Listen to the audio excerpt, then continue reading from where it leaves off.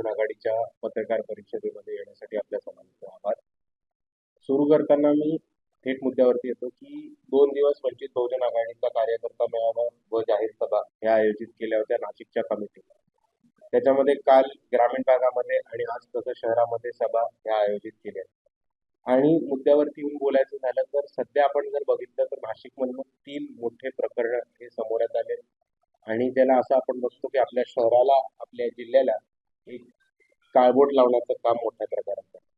सर्वात पहिले आपल्याला टीसीएसचा प्रकार दिसतो आणि टीसीएसच्या प्रकारामध्ये आपण बघता की एका बाजूला टिस्टा सेटलवाड आणि निरंजन टकले हे एक त्यांचं वेगळं फॅक्ट फाइंडिंग करतात.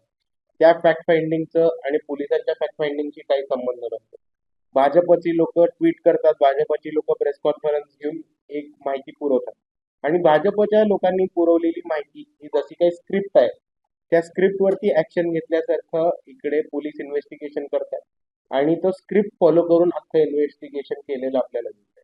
त्याच्यामध्ये ज्यांना अटक केले किंवा ज्यांच्यावरती संशय घेतला त्यांच्या विरुद्ध ठोस पुरावे अजून पोलिसांनी समोर केलेले नाही किंवा ते कोणत्या प्रकारे या ऑपरेशन मध्ये इन्व्हॉल्ड होत्या. जर लव जिहादचं ऑपरेशन होतं तर कोण कोण इन्व्हॉल्ड होतं, त्या एकट्या महिला होत्या की अजून 4 संघटना इन्व्हॉल्ड होत्या, त्यांना बाहेरचं कोणाचं बॅकिंग होतं, हे अजून कुठलीही माहिती ठोस माहिती पोलिसांनी दिलेली नाही. फक्त एक नॅरेटिव्ह उभं करून हिंदू मुस्लिम उभं करणं हेच भाजपला साध्य करायचं होतं आणि त्याच्यामध्ये आपल्याला दिसतं की पोलिसांनी पूर्णपणे हातभार दिलेला दिसतो.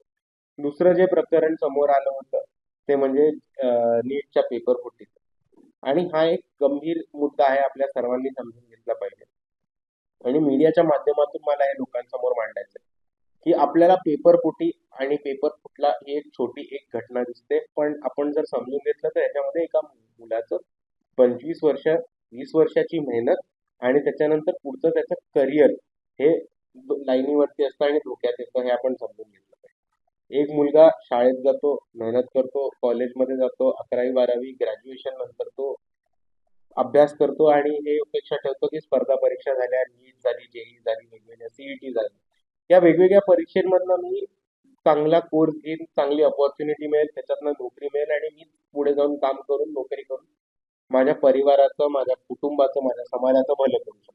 पण जेव्हा एक पेपर फुटतो तेव्हा त्याचं अख्खं करिअर हे पाण्यात जातं. त्याची 20 वर्ष 25 वर्षाची मेहनत, त्याचा 2 वर्षाचा अभ्यास हा सगळा पाण्यात जातो आणि एका मुलाला पुढे चांगलं आयुष्य जगण्यासाठी, नोकरी घेण्यासाठी, शिक्षणामधनं संधी आणि अपॉर्च्युनिटीज घेण्यासाठी ते दरवाजे बंद केले जातात, हे आपण सर्वांनी समजून घेतलं पाहिजे. तिसरा जो महत्वाचा मुद्दा आणि आपण बघितलं असेल जे नाशिकमधनं झालं आणि ज्याला खऱ्या अर्थाने नाशिकला काळबोट लागले ते म्हणजे बोंधूबाबा खरात यांचं प्रकरण. आपण बघितलं असेल की अशोक खरात यांचे पीए जे आहेत ते संशयास्पद कार ऍक्सिडेंट मध्ये मारले जातात, त्याच्यावरती खूप मोठं प्रश्नचिन्ह निर्माण होतं.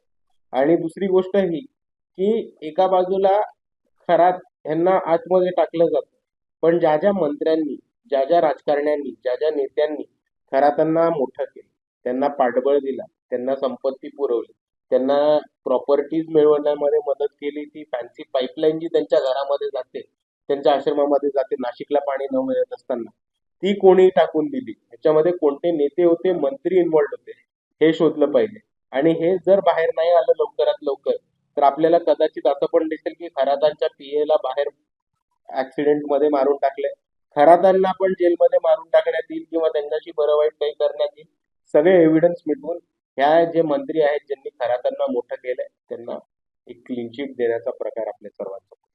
आणि चौथा आणि माझा शेवटचा मुद्दा हा नाशिकमध्ये मला मांडायचा आपल्या प्रेस कॉन्फरन्सच्या माध्यमातून म्हणजे तपोवनचा मुद्दा हा खूप मोठा झाला होता आणि लोकांनी खूप मोठ्या प्रमाणामध्ये तपोवनवरती आंदोलन केलं आणि तपोवन वाचलं पाहिजे ह्यासाठी भूमिका घेतली. पण जर आपण नाशिक शहराची परिस्थिती बघितली तर कितीतरी लोकांचे उपजीवनाचे साधन, टपऱ्या, हातगाड्या, हॉकर्सचं सगळं जे नेटवर्क होतं आणि हॉकरच्या सगळ्या ज्या हातगाड्या होत्या, त्याचबरोबर लोकांच्या झोपड्या, शेतकऱ्यांची घरं, शेतकऱ्यांची जमीन हे कुंभमेळाव्यासाठी जबरदस्ती बळकून घेतले, हे तोडण्यात आले. कितीतरी लोकांची आर्थिक नुकसान झाले, त्यांच्या मालमत्तेचं नुकसान झालंय आणि त्याचबरोबर त्यांचं उपजीवनाचं साधन होतं ते तोडून टाकण्यात आले. शेतकऱ्यांकडनं त्यांची शेतजमीन घेतली आणि जर कोणी आंदोलन केलं तर त्यांना मोठ्या प्रमाणात मारामारी करून किंवा अरेरावी करून पोलिसांकडनं थर्ड डिग्री टॉर्चर सुद्धा देण्यात आलं, ह्याचे व्हिडिओ सुद्धा प्रसिद्ध झालेत, आपण सर्वांनी बघितले. तर मला सरळ सरळ एक प्रश्न विचारायचा आहे की तपोवनसाठी आपण आवाज उठवला, पण ह्या लोकांसाठी, गोरगरिबांसाठी, शेतकऱ्यांसाठी आणि ज्या लोकांचं पोट त्यांच्या हातावरती चालतं, ज्यांचे धंदे उठले गेले, त्यांच्यासाठी आपण आवाज कधी उचलणार आहोत? हा पहिला मुद्दा. आणि दुसरी गोष्ट की अख्खं नाशिक शहर, रस्ते जे खणून ठेवलेले आहेत कुंभमेळाव्यासाठी, ते इकडच्या कॉन्ट्रॅक्टरांना आणि त्यांना कॉन्ट्रॅक्ट देणाऱ्या नेत्यांना आमचा प्रश्न आहे की तुम्ही गॅरंटी देता का की कुंभमेळाव्याच्या आत हे सगळं काम पूर्ण होईल? आपण आपले प्रश्न विचारू.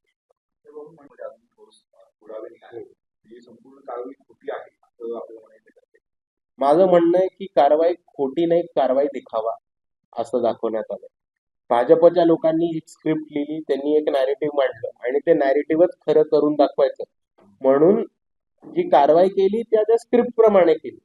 पोलिसांच्या तपासामध्ये काही आढळलं, काही एव्हिडन्स मिळाला तर त्याची तपासणी होते. मग त्या एव्हिडन्सच्या भोवती अजून माहिती मिळते का? त्या मिळालेल्या माहितीवरनं नवीन काय फॅक्ट्स उघडता येतात का? नवीन काय फॅक्ट समोर येत आहेत का? असं कोणत्याही प्रकरणात करण्यात आहे. जे भाजपच्या लोकांनी स्क्रिप्ट दिले ते स्क्रिप्ट फॉलो करून ए टू झेड शब्द वापरून त्याच्यामधले एक नॅरेटिव्ह उभं करण्याचा प्रयत्न केलाय. का? कारण त्यांना हिंदू मुस्लिम हे भांडण लावून इकडचा सामाजिक सलोखा बिघडायचा.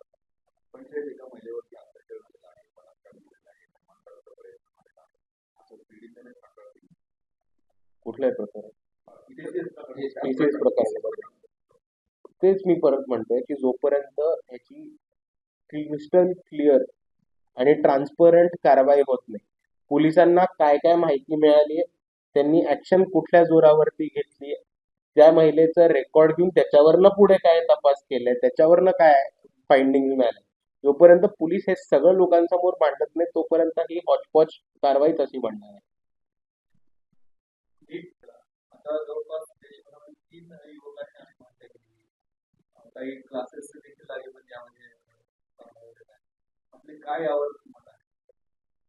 शिक्षण व्यवस्था ही या सरकारने विकायला काढलेली. आपण जर बघितलं तर शिक्षण हा इकडच्या कष्टकऱ्यांच्या पोरांसाठी, शेतकऱ्यांच्या पोरांसाठी आणि तमाम वंचितांच्या पोरांसाठी एक पुढे जायचं चांगलं साधन होतं आणि संधी होती. आज शिक्षणाचं बाजारीकरण करणं, शिक्षणाचं खाजगीकरण करणं, जिल्हा परिषद त्याचबरोबर महानगरपालिकेच्या शाळा बंद करून प्रायव्हेट शिक्षण आणलं.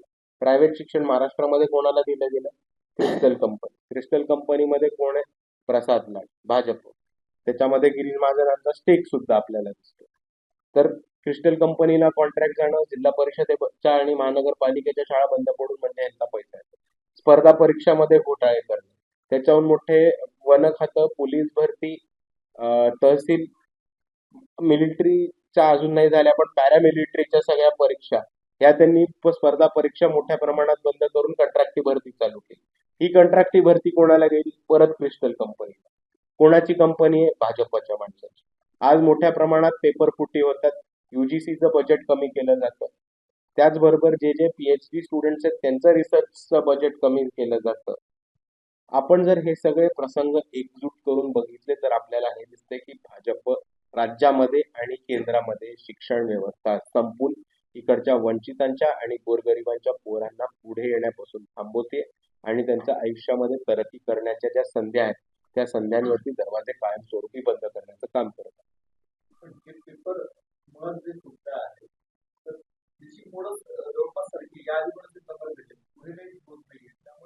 हा सुरुवात झाला असेल, तुम्हाला आठवत असेल तर तो व्यापम स्कॅम मधनं झाला होता मध्य प्रदेशमध्ये. आणि तेव्हाही शिवराज सिंग चौहान हे भाजपचे मुख्यमंत्री होते आणि त्या व्यापम स्कॅम मध्ये 23 मर्डर्स सुद्धा झाले होते. तर हा घोटाळा जो आहे तो एकाच मॉडेस ऑपरेंडी मध्ये, ह्याच्यामध्ये सरकारमध्ये असलेली लोक, एज्युकेशन डिपार्टमेंट मध्ये असलेली लोक आणि काही तसेच क्रिस्टल कंपनी सारख्या झाल्या किंवा काही एज्युकेशन आणि कोचिंग क्लासेसच्या ज्यांच्याशी लॉबिंग आहे, हे सगळे त्याच्यामध्ये इन्व्हॉल्ड आणि मोठ्या पद्धतीने हे लॉबिंग करून शिक्षणाचं बाजारीकरण सुरू आहे. मनोज जरांगे पाटील यांनी पुन्हा एकदा आंदोलनाचा इशारा एका महिन्यात काढणार होतं सरकार, परंतु 8 महिने होतील तरी त्यांनी बिहार काढलेला नाही. ह्याच्यावरती भूमिका घेतल्यावर आम्ही भूमिका असं म्हणणं आहे की कुणबी प्रमाणपत्र जे सरकारचं देण्याचं आश्वासन सरकारने दिलेलं होतं ते अद्याप पूर्ण होत नाही आणि कुणबी प्रमाणपत्र देण्यापासून स्वतः मुख्यमंत्री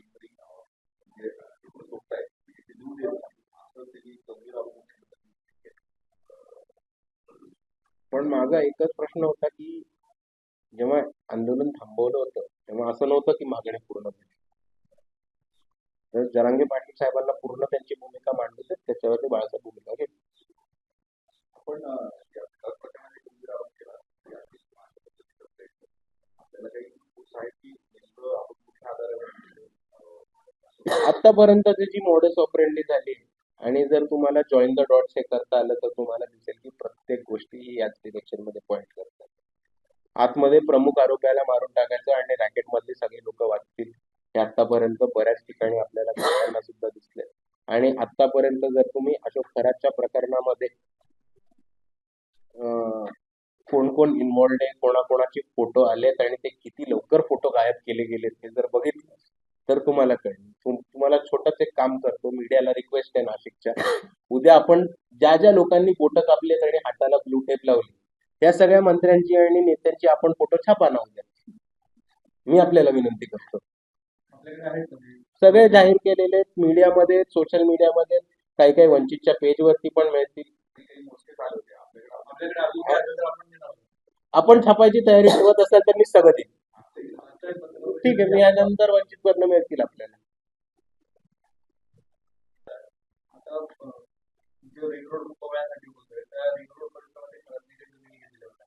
आता त्याच्यावर कारवाई चालू तरी देखील सरकारी यंत्रणेच्या कोणतेही काम करत असतात त्याला पण तो मोबदला मिळणार आहे. आपलं काय मत आहे मोबदला दिला जावा? मी त्याच्याबद्दलही बोललो होतो की खरातांना जी इतकी सारी प्रॉपर्टी मिळवून दिली, त्यांना जे गव्हर्नमेंटनी वेगवेगळे कन्सेशन मिळवून दिले, त्यांच्या आश्रमावरती जी पाईपलाईन, स्पेशल पाईपलाईन टाकण्यात आली पाणी पुरवठ्याची, ही कोणी साईन केली, हे कोण्या परवानगी दिल्या, हे शोधणं नाशिकच्या पत्रकारांचं काम आहे आणि ते नाशिकच्या जनतेसमोर मांडणं आपली जबाबदारी आहे.